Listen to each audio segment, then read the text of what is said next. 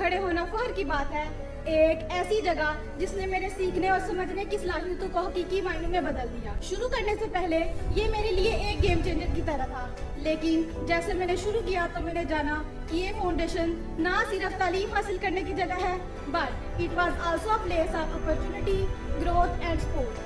Through this platform, I not only learned technical skills but also improve my communication, creativity and confidence. ایسے وقت میں جہاں تعلیم بہت ایکسپینسو ہو چکی ہے، بشرا احسن foundation provides a golden opportunity for students like me to gain a valuable knowledge without any financial burden. Throughout this journey, I have grown as a person. I have gained confidence, improved my communication skills, and learned how to use technology effectively.